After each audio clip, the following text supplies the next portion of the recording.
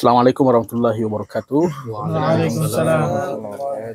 Alhamdulillah wassalatu wassalamu ala Rasulillah wa ala alihi wa sahbihi wa mawala. Asyhadu an la ilaha illallah wahdahu la syarikalah. Wa asyhadu anna Muhammadan abduhu wa rasuluh.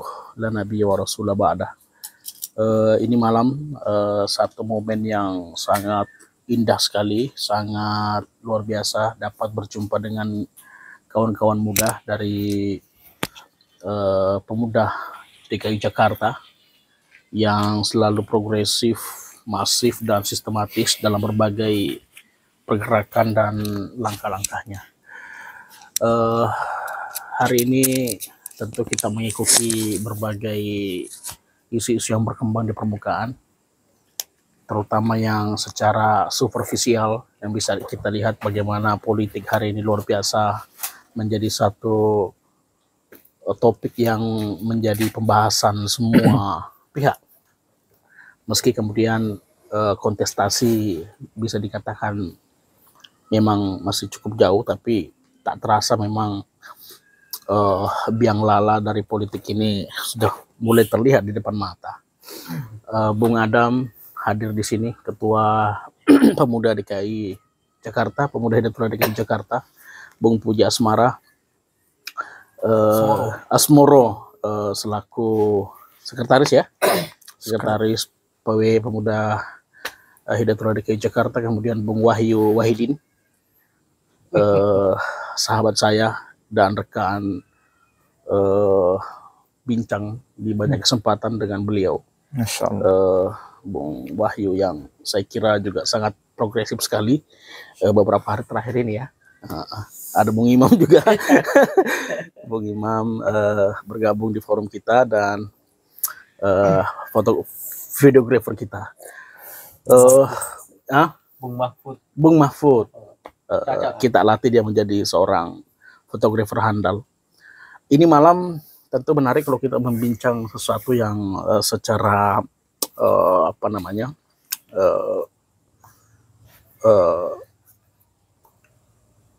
publik, secara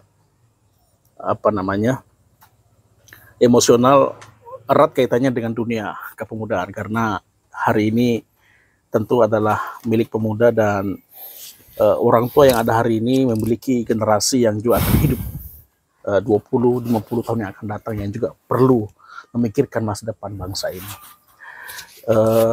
Bung Adam barangkali bisa memberikan satu pantikan tentang wacana publik apa yang kemudian hari ini perlu kita angkat, karena sekali lagi masa depan ini adalah milik kita dan anak-anak kita, cucu-cucu kita. Kalau kemudian hari ini hal itu tidak dipikirkan dan masa bodoh, apa yang akan terjadi? Saya kira perlu ada satu instrumentasi pemikiran, satu dialektika yang mungkin bisa mengkonstruk wajah baru Indonesia ke depan, di tengah kemudian kita sebagai sebuah bangsa yang memang majemuk di satu sisi, di sisi yang lain kita agama yang sangat religius sesungguhnya. Bung Adam, apa kira-kira pandangan Anda untuk Indonesia ke depan dan pemuda hari ini, apa yang harus kemudian dilakukan?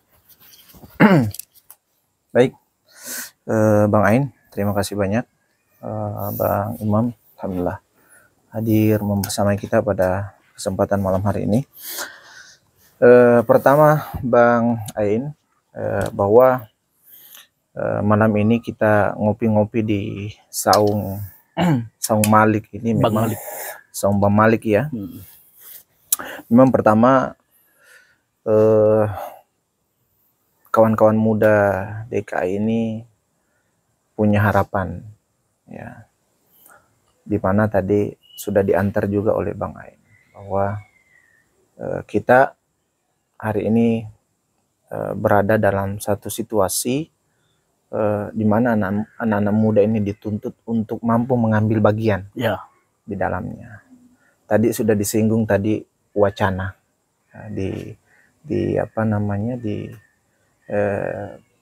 ruang publik hari ini, kita dengan informasi teknologi yang begitu pesat ya, tentu kita ini diminta untuk mengambil peran ya. Anak-anak muda khususnya pemuda Hidayatullah DKI Jakarta ya punya harapan untuk kemudian mampu mengangkat satu wacana di di ruang publik ya, melihat tadi bagaimana situasi yang ada hari ini. Memang betul dibilang Bang Ain tadi ya, bahwa kita ini perlu satu gerakan ya. Nah, kalau pemuda Hidayatullah ini punya harapan untuk bisa mengambil dalam sisi rekonsiliasi, gerakan rekonsiliasi. Artinya apa? Bahwa hari ini yang dominan terlihat ini kan pro dan kontra. Ya.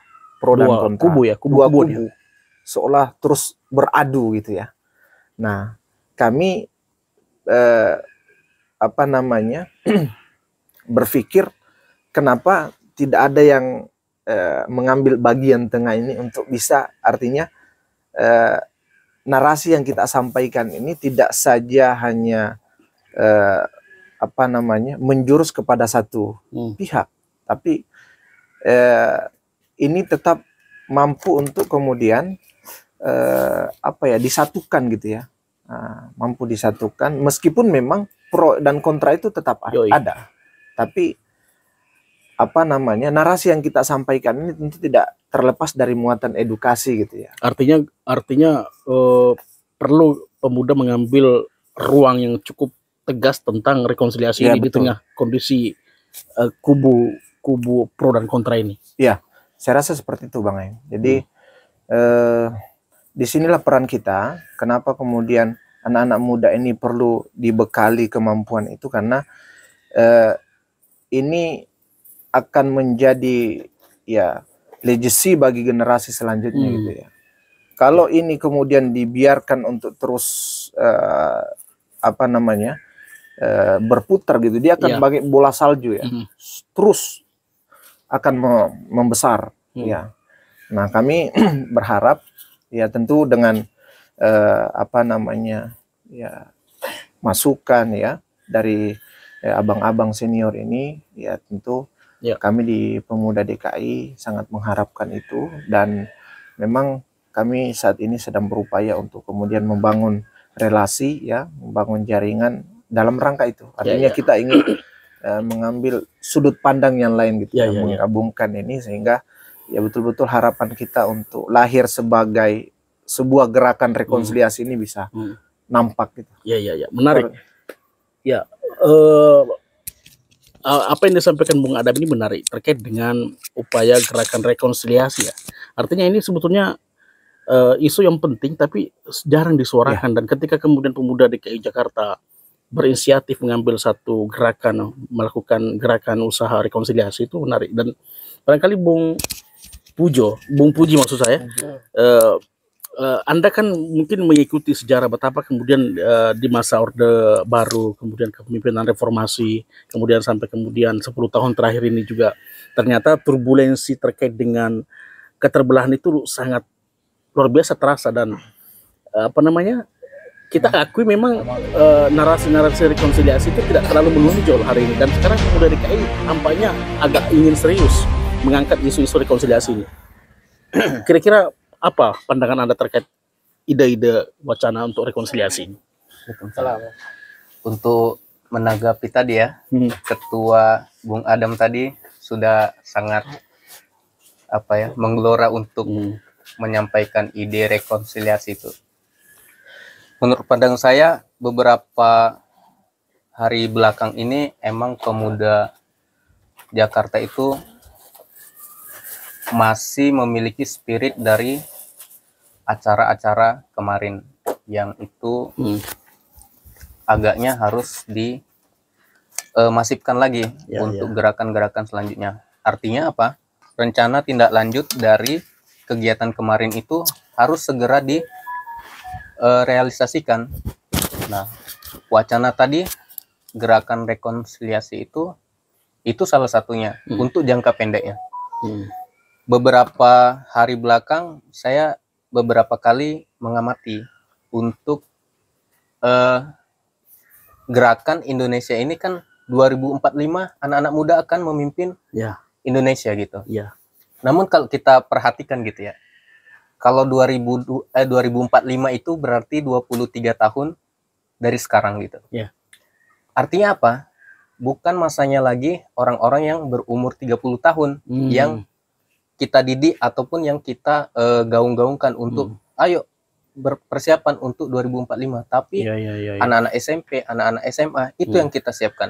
Nggak ujuk-ujuk nanti 2045 kita memimpin Indonesia. Enggak, tapi gerakannya itulah dari sekarang gitu. Bagaimana rencana gerakan rekonsiliasi itu bisa terbangun sekarang sehingga di tahun-tahun berikutnya hingga nanti menuju 2045 itu bakalan nggak asing lagi di telinga kita. Betul. Ini aja kita ngobrol yang di lingkaran kita mungkin sesuatu yang asing untuk gerakan itu. Sehingga dari sekarang lah kita timbulkan untuk gerakan-gerakan rekonsiliasi itu, sehingga anak-anak muda yang sekarang itu basis untuk menatap ke depannya itu luar biasa. Bukan hanya untuk pro kontranya, tapi bagaimana mendamaikan dua kubu ini, italah jadi penengahnya. Seperti itu. Menarik. Saya membaca kemudian arah warna dari narasi Bung Pujo ini, ada satu kesadaran baru bahwa membangun satu rekonsiliasi itu membutuhkan waktu yang panjang. Artinya tidak ujuk-ujuk tiba-tiba ada persatuan, ada kebersamaan, ada kehangatan berwarga negara. Tapi memang butuh waktu, dan sekarang ini kalau tidak dimulai berarti tidak akan terjadi sama sekali rekonsiliasi itu. Bang Wahyu, bagaimana kemudian Anda melihat rentang waktu yang cukup panjang ini dalam membangun satu wacana baru tentang rekonsiliasi? Karena ketika kita membangun upaya membangun persatuan ini kan sebetulnya tidak lepas dari spirit Islam juga, yaitu nilai-nilai pertengahan itu ya, wasotia itu nilai-nilai sebagai penengah, tidak kemudian moderat moderat, mengambil nilai-nilai itu. Nah, Bung Wahyu sebagai saya kira mewakili generasi milenial hari inilah, memandang semangat itu dari dari perspektif bangsa atau perspektif negara bangsa, dan kaitannya dengan bangsa kita, negara Indonesia sebagai negara mayoritas Muslim. Bagaimana wacana ini kemudian ditumbuhkan menjadi satu gerakan kolosal? Gak masuk. Bang. Artinya apa? Anda maksudnya Anda aja gagasan Anda. Ya, apa yang terlintas ya. Ya, pasti ada satu pantikan lah dari Bung Wahyu. Kalau saya sih Bang, dari pribadi aja. Ya, pengalaman yang antum rasakan dunia hari ini seperti apa sih sebetulnya? Agak hangat, panas, atau dingin? Di dunia politik, apalagi yang di sekarang ya. Saya ngelihat dari beberapa kubu tuh banyak yang usia berapa sekarang? Usia 21. Oh, berarti udah masuk pemilih pemula ya, pemilih. Oke, lanjut. 17 kan sudah milih ya? 17 sudah milih kan? 17 Iya, berarti sudah nanti pemilih tahun ini nanti kedua dia. Pemilih kedua. Oh ya, cocok. Nah, berikan pandangan Anda sebagai orang yang akan memilih nanti di tahun 2024. Kalau saya sebagai orang pemilih ya, ngelihat fenomena yang terjadi apalagi di tahun-tahun ini, ngelihat di beberapa kubu ini sebenarnya baik dari tokohnya. Iya, betul. Nah, yang saya agak sedikit lihat minus itu di pendukungnya. Iya. Ini menarik. Pendukungnya ini terlalu fanatik menurut saya. Ini saya kira menarik. Nah, yang jadi timbulnya itu begini. Yang awalnya tokohnya ini baik-baik saja, tetapi karena pendukungnya yang terlalu fanatik, jadi seolah-olah membuat tokoh ini, waduh, kayaknya kurang pantas didukung. Kesetrum. Nah, dengan ada gagasan yang baru tadi itu, menurut saya itu bagus banget karena dari beberapa kubu ini, dari oknum kubu-kubu ini, selalu menonjolkan apa keunggulan dari orang yang dipilihnya. Sedangkan kalau ada konsep begini ya, menurut saya bagus. Karena kenapa? Kita jadi jalan penengahnya. bahwa semuanya itu sama, cuma dari mana kita memandang, dari arah mana kita memandang. Luar biasa. Mungkin itu aja, Pak. Ya, ini saya kira dalam ini ya. Anak muda yang akan memilih di 2024 kedua ya, berarti ya. Ini satu pandangan menarik karena beliau sudah bisa menimbang betapa kemudian hari ini terjadi satu keadaan di mana ternyata politik itu dipandang dengan terlalu membawa perasaan, bukan dengan pikiran ya. Betul. Jadi pandanglah politik dengan pikiran, bukan dengan perasaan belaka, karena terkadang itu menarik kita masuk ke ruang-ruang perdebatan yang tidak elok. Ya, dari Bung Wahyu tadi saya ingin mencoba mengelaborasi pandangan terkait dengan melihat politik itu secara akal sehat ya, kalau bahasanya Bung Wahyu ya. Bung Hasman, ya saya kira ini juga sosok pemuda yang Bung siapa? Effendi Malik. Effendi Malik yang tentu punya pengalaman yang cukup banyak ya di dunia kepemudaan. Berikan barangkali Bang Effendi memiliki satu perspektif lain terkait dengan semangat rekonsiliasi di tengah kemudian masyarakat Indonesia itu ternyata sangat mudah dibenturkan hanya karena gimmick-gimmick yang dimainkan oleh elit-elit politik yang seperti disampaikan oleh Bung Wahyu tadi. Bagaimana pandangan Anda terkait dengan politik Anda sebagai anak muda hari ini? Saya kampung Mahfud MD. Dari Pamekasan ya? Sampang ya, Sampang. Sampang. Kalau Mahfud MD dari Pamekasan.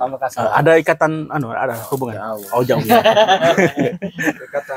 Ikatan wilayah. Ikatan batin. Silakan batin. Oke, silakan Bang Effendi. Sampaikan aja opini Anda tentang apa saja lah politik hari ini dan mengapa kemudian semangat rekonsiliasi ini menjadi penting untuk kemudian diketengahkan menjadi satu wacana utama. Ringan saja. Ya. Ringan. Yang saya baca dekatin di mic ya. Agak dekat enggak? Media sosial dan yang saya lihat sebenarnya yang dibutuhkan di Indonesia ini adalah pemimpin yang tidak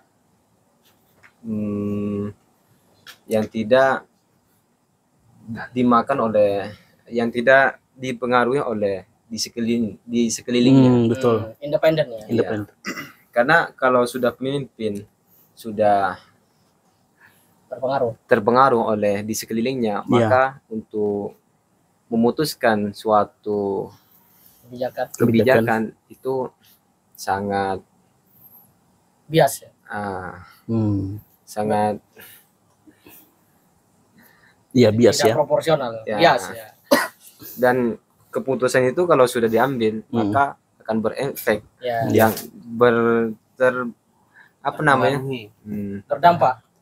terdampak yang sangat tidak baik pada masyarakat. Maka kalau diambil dari kata-katanya Bang Asman tadi, kita harus memulai dari anak muda yang dari SMP sekarang. Kalau kita sudah memulai dari SMP, anak-anak muda itu sudah di training untuk menjadi pemimpin masa depan untuk 2045 yang 2045 emas. Indonesia emas. Kita harus mulai dari anak-anak muda itu. Iya, menarik Bung Effendi. Artinya tadi saya menggarisbawahi salah satunya Bang Effendi mengatakan bahwa dia mendapatkan informasi itu dari media sosial. Dan riset terbaru memang mengatakan bahwa hari ini sumber informasi utama generasi milenial itu adalah media sosial. Artinya perkembangan teknologi hari ini sesungguhnya di satu sisi memberikan satu arah baru generasi muda untuk mendapatkan informasi, pencerdasan itu melalui sosial media. Dan dua hal yang kedua tadi Bung Effendi menekankan tentang pentingnya kepemimpinan yang itu kemudian yang akan menentukan arah perjalanan bangsa ini. Ketika pemimpin itu memiliki independensi, dia akan punya pengaruh yang kuat, dan ketika dia kemudian mudah untuk dipengaruhi, bisa menjadi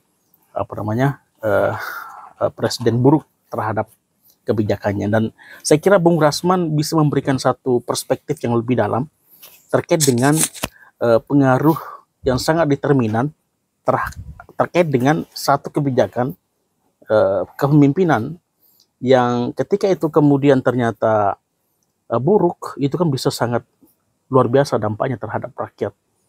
Maka kemudian hari ini muncul diksi-diksi yang mungkin terlalu keras dianggap, seperti pernyataan-pernyataan tokoh-tokoh terkait dengan kepemimpinan nasional, kemudian penyelenggaraan negara yang mungkin dianggap tidak sesuai dengan undang-undang. Bagaimana kemudian Bung Rasman menelaah berbagai diksi-diksi itu ke dalam ruang-ruang wacana yang lebih bisa diterima oleh masyarakat, terutama oleh generasi muda, dalam memahami cara pandang seperti itu para elit para kritikus itu dalam melihat persoalan kebangsaan kita. Sederhananya pertanyaan saya, bagaimana sikap kita sebagai pemuda dalam menyikapi berbagai dinamika dialektika di permukaan, terutama yang kemudian berlangsung antara para elit dengan tokoh-tokoh kritikus hari ini. Baik, menyambung dari tadi yang disampaikan teman-teman ya, Bang, bahwa kaitan pemimpin dengan anak muda itu sangat berkaitan. Artinya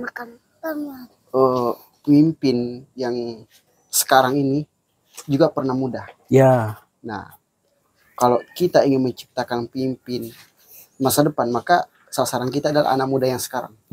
Seperti itu. Jadi dapat pula saya sampaikan bahwa pemimpin itu tidak boleh gampang baper. Menarik. Artinya kritik yang masuk dari pengkritisi politik itu terima aja. Itu sebagai batu loncatan untuk bisa memimpin Indonesia lebih maju. Artinya banyak kan sekarang politik-politik anak muda yang mengkritisi calon-calon pemimpin itu sangat luar biasa. Sampai-sampai presiden kita sekarang ini yang sekarang menjabat pernah dikritisi oleh pengamat politik itu sendiri. Apa yang disampaikan oleh beliau? Nah, kalau ini sampai diurus juga, bagaimana sama urusan-urusan yang lain? Jadi dia tidak terlalu memikirkan kritik yang masuk. Dia cuma menerima, oke, saya terima kritik ini. Tapi untuk mengurusi sampai tingkat keseriusan itu tidak terlalu. Artinya kritik itu disambut sekedar begitu saja. Iya, sekedar masukan. Oh, saya seperti ini di masyarakat, saya dianggap seperti ini. Jadi saya harus merubah pandangan masyarakat kepada saya. Jadi dia tidak terlalu mempersoalkan, dia sampai harus marah-marah sampai di forum, tidak. Jadi dia hanya menerima, kemudian dia evaluasi seperti itu. Jadi anak muda sekarang itu bukan sekedar hanya memilih, tapi harus mampu membaca bagaimana sosok pemimpin yang betul-betul pemimpin. Karena susah sebenarnya pemimpin yang betul-betul menjadi pemimpin yang adil. Bahkan dalam ilmu agama ya, adil itu masih susah untuk kita terapkan sama-sama. Karena ya adil dan berkeadilan itu dua hal yang berbeda. Jadi kalau saya asumsikan itu, apabila kita ingin menonton sepak bola misalnya, kemudian dibatasi oleh tembok, kemudian ada pijakan sehingga kita bisa menonton itu, misalnya orang tinggi dan orang pendek. Yang memakai pijakan itu orang yang tinggi, padahal tidak mesti harus orang yang tinggi memakai pijakan. Harus diberikan sama orang pendek. Nah, itu yang dimaksud dengan, artinya orang tinggi pun tanpa pijakan sudah sudah bisa memandang. Jadi kalau dia masih sampai memakai pijakan, berarti itu bukan berkeadilan tapi adil. Berarti ada proporsionalitas ya. Betul sekali, Bang. Jadi seperti jadi ya, untuk memandang dari pemimpin saat ini ya, kita harus betul-betul cerdas. Jadi bukan cerdas saat kita melihat di media, karena banyak sekali info-info di media yang ditambah-tambahkan. Jadi harus kita betul-betul telaah, betul-betul kita cermati. Oh, ini pas menjadi pemimpin. Iya. Seperti itu. Dahsyat luar biasa. Bung Hasman Dwi Pangga, pria toli-toli yang luar biasa sekali, memberikan pencerahan tentang bagaimana kemudian seorang pemimpin menyikapi kritik yang mestinya itu direspon secara positif sebagai penambah imunitas dalam memimpin, karena kebijakan seorang pemimpin, kesalahan sedikit saja itu sangat besar dampaknya kepada rakyat. Menarik. Dan kembali tadi ke akar masalah kita, bahwa terjadi keterbelahan yang luar biasa, dan ini berlangsung kalau kita ikuti ya sejak 10 tahun yang terakhir juga, kemudian sebelumnya bagaimana kemudian transisi dari orde baru ke orde orde lama orde baru, kemudian sampai hari ini, itu kan semua transisinya tidak sehat. Sehingga kemudian keterbelahan itu ya sangat menganga sampai hari ini. Dan kalau kemudian pemuda tidak menyadari ini sebagai sebuah problem, maka tidak akan ada pernah suara yang menyuarakan untuk rekonsiliasi. Sementara kita sebagai seorang muslim, bahkan sebagai seorang manusia, punya fitrah untuk kemudian terbangunnya satu kebersamaan, harmoni, kehangatan, sehingga kemudian ada keberlangsungan. Bahkan dalam kaidah syariat Islam itu, maqasid syariah itu kan hadirnya syariah itu kan untuk untuk menyelamatkan manusia, menyelamatkan jiwa gitu kan. Artinya masuknya ide-ide rekonsiliasi ini menjadi sangat penting di sini. Nah, saya kira Bung Imam bisa memberikan satu konklusi yang menyimpulkan ini semua tentang betapa persoalan-persoalan pelik tentang kepemudaan, keindonesiaan, kepemimpinan, dan sistem kepemimpinan nasional ini menjadi penting, menjadi perhatian pemuda, karena betapapun memang ini adalah masa depan kita, masa depan pemuda, dan ini kita kemudian harapkan menjadi suatu gerakan kolosal, gerakan kolektif untuk terbangunnya satu kehangatan di masa yang akan datang. Karena seperti yang disampaikan tadi teman kita Bung Puji, semangat rekonsiliasi ini ya butuh waktu panjang sekali, tidak bisa ujuk-ujuk. Nah, bagaimana Anda memberikan mungkin ada satu pandangan untuk kemudian menyimpulkan, memberikan penekanan lagi terkait dengan upaya-upaya yang ini, wacana yang harus kemudian ditumbuhkan? Ya, saya kira saya malam hari ini dengan gaya santai, tapi saya membawa simbol. Ini adalah Pulau Sabang, Pulau Weh ya, di Sabang, dan ini noken istilahnya ya, dari Papua. Jadi Indonesia, Sabang sampai Merauke, kira-kira begitu. Nah, saya sangat senang tadi pikiran kawan-kawan yang menurut saya itulah yang disebut dengan kemampuan melihat secara jernih. Ya, jadi setiap anak muda, selain kecerdasan yang harus dibangun, kejernihan yang harus dirawat. Nah, pandangan-pandangan kawan-kawan tadi itu adalah pandangan jernih yang politisi hari ini itu juga waktu mudanya ketika jadi aktivis juga punya pandangan-pandangan yang jernih.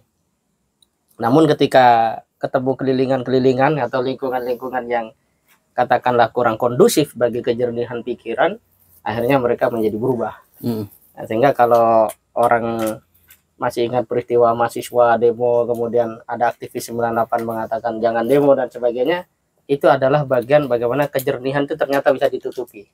Nah, ketika kejernihan itu bisa ditutupi, akhirnya kecerdasan itu menghamba pada katakanlah pragmatisme.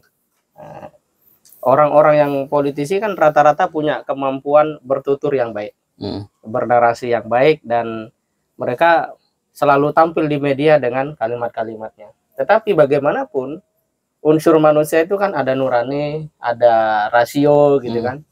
Ketika sebuah ungkapan itu memang dasarnya bukan nurani, bukan dari hati, maka rasio manusia atau masyarakat pun kadang menolak. Tapi kalau memang dari hati, oh itu tanpa sebuah retorika pun kalau itu dari hati akan menyentuh. Nah ini yang harus pertama jadi kesadaran kaum muda, kejernihan berpikir yang seperti tadi itu poin yang harus dirawat sampai mati. Nah kalau misalnya nanti kawan-kawan ada yang jadi gubernur, menteri, ya jangan hilang itu kejernihan. Tetap aja jernih.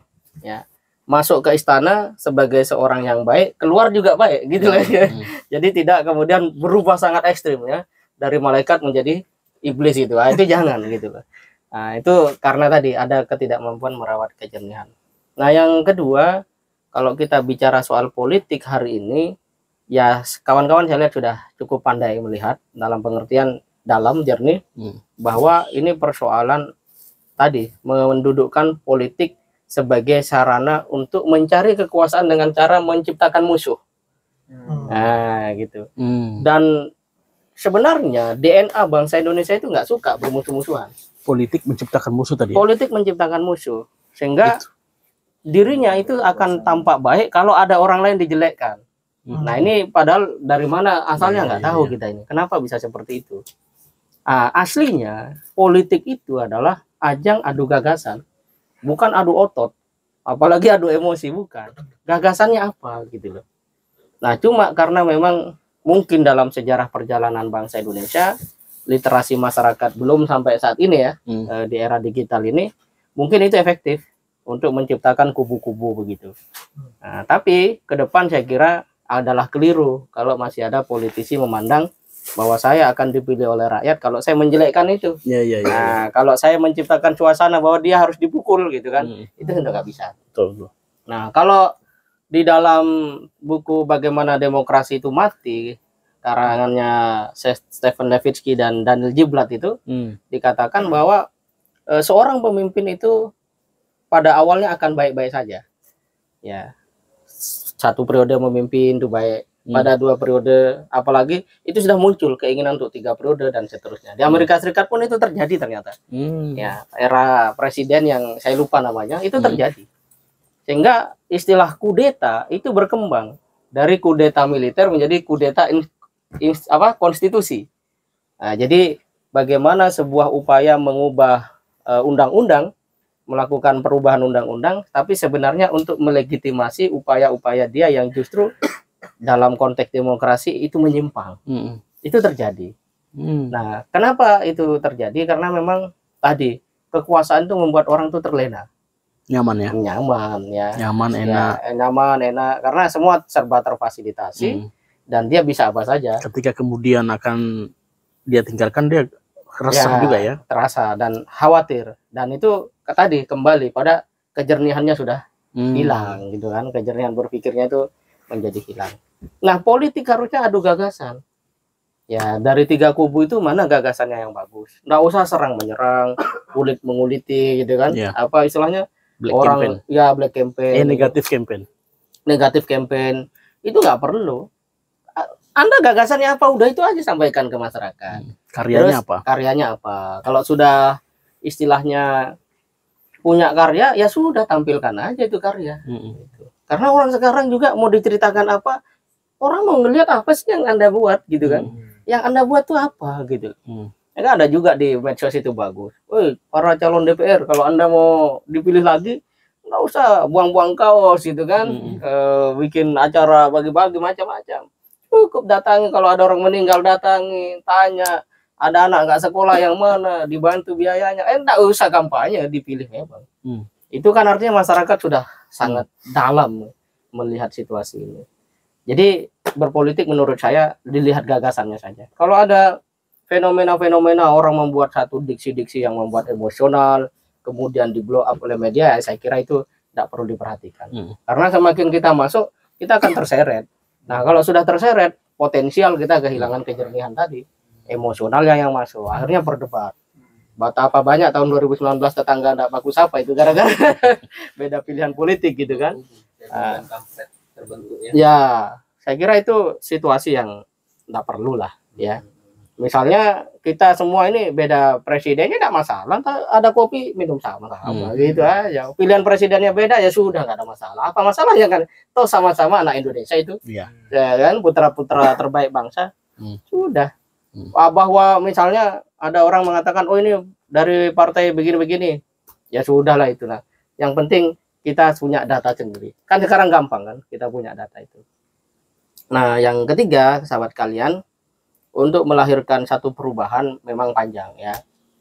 Saya melihat bagaimana proses Indonesia itu merdeka. Kalau saya kutip kembali ungkapan atau uraian dari Dr. Hidayat Nur Wahid, ya itu dalam Munas Pemuda Hidayatullah itu, bahwa ketika Indonesia merdeka 1945, diskusi tentang negara itu berjalan pada tahun 1920-an. Pemuda itu lahir. Berapa tahun sebelumnya itu? Sekitar 25 tahunan. Diskusi tentang negara itu. Jadi membentuk Indonesia. Iya, membentuk Indonesia. Jadi kan waktu itu anak-anak terpelajar Indonesia yang punya kepedulian ya, itu berpikir bagaimana caranya ngusir Belanda ini. Bagaimana kita jadi bangsa yang merdeka? Tidak ada cara lain, harus punya negara. Dikasih nama apa itu negara? Ah, sudah. Nah, muncullah nama Indonesia. Maka pada tahun 1928, berarti 8 tahun kemudian ya, itu ada Sumpah Pemuda. Nah, ada Sumpah Pemuda dan terus seterusnya sampai kemudian 17 Agustus 45 Indonesia merdeka. Tapi ketika selesai proklamasi itu, ya pada 19 September kalau nggak salah, atau 9 September 1945, itu bangsa Indonesia kumpul, bro. Masyarakat kumpul dari Cianjur, Sukabumi ya, Cianjur, kemudian Jakarta, Bogor, Bekasi, belum ada Depok waktu itu, mungkin belum kabupaten maksudnya. Iya. Masih itu, Batavia ya? Masih, mungkin masuk Batavia, Tangerang itu semua, itu kumpul sebanyak 300.000 orang di lapangan Ikada. Sekarang monumen nasional. Nah, di lapangan Ikada tuh 300.000 orang kumpul. Untuk apa? Mendengarkan satu narasi penting yang disampaikan oleh Bung Karno. Jadi Bung Karno pidato di situ. Dan ternyata rapat raksasa itu membuat proses peralihan pemerintahan dari Jepang ke Indonesia itu berjalan cepat. Dan rapat itu untuk melegitimasi bahwa bangsa Indonesia ini merdeka bukan karena dibantu atau dibuat oleh Jepang sebagaimana tuduhan Belanda. Nah, itu menegaskan posisi Indonesia. Ya, menegaskan itu. Yang kedua ya, kita bangsa memang betul-betul merdeka. Kita merebut kemerdekaan itu. Merebut kemerdekaan itu. Makanya bukan hadiah ya. Bukan hadiah. Makanya belakangan merevisi kan Raja Belanda itu dan Perdana Menterinya bahwa kemerdekaan Indonesia betul 17 Agustus. Dia minta maaf juga. Ya, dia minta maaf. Gitu. Ya, saya kira bangsa Eropa yang dahulu mungkin bangga dengan imperialismenya sekarang menjadikan anak cucu mereka hidup dalam rasa malu yang tinggi. Ternyata benua Eropa ini penjajah semua. Iya kan? Nah, penjajah. Dan sejak kecil, sejak SMP, saya berpikir, kenapa Eropa maju? Kenapa Indonesia enggak, Asia enggak? Oh, ternyata kuncinya satu, kita terjajah. Tapi kita nggak usah salahkan Eropa. Ya, ada satu ungkapan profesor menarik itu dari Bandung bahwa kenapa kita bisa dijajah? Karena kita kalah baca. Ya, kalah baca. Kita dengan orang Barat tersenyum, dianggap saudara, padahal dia akan mengambil apa yang ada di belakang rumah kita kan gitu, atau bahkan di dalam perut bumi kita. Kurang membaca. Maka kalau kita mau melakukan satu perubahan, kedalaman kita dalam membaca itu harus dilatih. Dan dan kedalaman di sini bukan semata-mata aspek kognisi, tapi kepedulian. Karena banyak juga orang pintar di Indonesia tapi nggak peduli dengan Indonesia itu. Sama presiden loh ngomong, ayo yang dapat beasiswa LPDP pulang gitu kan. Itu kan pintar tapi nggak peduli. Nah, Indonesia itu butuh orang yang dia kalau membaca itu lahir kepeduliannya, atau dia peduli lalu membaca gitu. Ya, ada keresahan. Ada keresahan. Ini bukan kemudian hidup untuk diri sendiri. Kalau itu kata Dr. Radian Husaini ya manusia kelas kambing ya. Nah, artinya ya cukup hidup seperti ya kambing lah, atau bukunya itu jangan mau kalah dengan monyet ya. Jangan kalah dengan monyet. Nah, itu satu hal yang penting. Nah, untuk 2045 saya kira dari sisi momentum sejarah tadi ya. Ini kan tahun 2023. Kita bicara tentang 2045. Jadi dari sisi siklus sejarah udah dapat ini. Nah, dari sisi kurva sejarah kalau kita mau sebut 1920 itu kita naik, Maka ini 2020-an kita harus naik juga. 1945 Indonesia merdeka, 2045 Indonesia 1 abad merdeka, itu Indonesia emas. Sama-sama kita. Indonesia memimpin. Ya, Indonesia memimpin. Jadi dari siklus sejarahnya dapat. Kalau pakai teorinya Ibnu Khaldun dalam Muqaddimah, itu sudah pasti masuk. Karena ada namanya siklus sejarah. Tapi kapan? Kalau pemudanya sadar, peduli dan mau untuk melakukan itu. Nah, setidaknya kan lingkaran kita ini mau lah gitu ya. Kita ini mau. Dan jangan khawatir. Zamannya Bung Hatta, Bung Karno itu diskusi Indonesia merdeka itu udah ada internet itu. Mungkin ini pakai lampu teplok begitu ya. Ya, lampu semprong terus. Mungkin gantian mereka. Gantian. Terus Bung Hatta bikin kopi harus cari kayu bakar dulu kan untuk masa airnya gitu. Tapi enggak masalah. Enggak masalah. Tidak mengurangi semangat. Karena ide itu akan bergulir. Ide itu seperti bibit. Semakin sering kita rawat, kita siram, wah itu pasti akan tumbuh. Ya dijaga. Nah kata J.J. Rizal itu sejarawan itu, ya sebuah sebuah gagasan atau kebudayaan yang tidak dirawat ya akan mati. Nah sekarang anak muda ini apa mau dirawat? Dari cara politisi berpolitik sekarang apa penting dirawat kan gitu kan. Nah kalaupun kita nggak setuju ya sudah, kita buat tanaman baru kan begitu. Tanaman baru ini kita semai, kita tawarkan, menanam benih ya menanam benih. Dan saya kira politisi yang sudah ada ya sudah beramal lah ya. Ya lepas dari baik buruknya ya ada baiknya lah.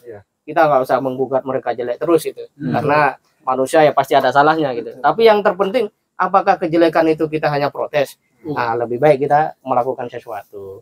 Dan insya Allah kalau misalnya Presiden mendengar diskusi ini gitu kan, terus mengundang kita, insya Allah kita akan coba membantu beliau-beliau hadir dalam kejernihan gitu lah. Jadi dalam berpikir, nyata dalam berkarya. Gitu. Kira-kira begitu. Menarik, saya kira seperti itu. Ya menarik, luar biasa. Jadi arah baru Indonesia ya kita harapkan memang berangkat dari semangat tadi yang kita wacanakan. Pertama adalah semangat rekonsiliasi, bahwa memang kita sadar ada keterbelahan yang sangat luar biasa dan ini berlangsung sekian lama, dan suksesi dan juga transisi itu sejak di zaman Orde Lama, Orde Baru, kemudian reformasi sampai hari ini memang berlangsung penuh dengan dinamika, dan tidak lepas dari situ adalah adanya keterbelahan dan lain sebagainya. Sehingga semangat rekonsiliasi dan tadi kesimpulan dari Bung Imam tentang pentingnya kesadaran dan gerakan terus merawat ide dan gagasan untuk Indonesia emas ini perlu untuk terus dirawat bersama-sama ya Bung Adam ya. Saya kira perbincangan kita malam hari ini kita tuntaskan pada kesempatan ini malam, dan poin kita adalah bagaimana terus kita mengasah kapasitas kita sebagai seorang pemuda, memantapkan niatan kita mengabdi kepada Allah Subhanahu wa Ta'ala, membangun bangsa ini, membangun masyarakat kita dimanapun kita berada, yang kita luhurkan niat kita semata-mata karena Allah Subhanahu wa Ta'ala, karena tanpa niatan itu kita merasakan kekeringan, kemudian merasakan ketidakpuasan tentu saja, karena dahaga-dahaga yang kita rasakan hanya bisa terpuaskan karena kita mengabdi kepada Allah Subhanahu wa Ta'ala dalam kebaikan.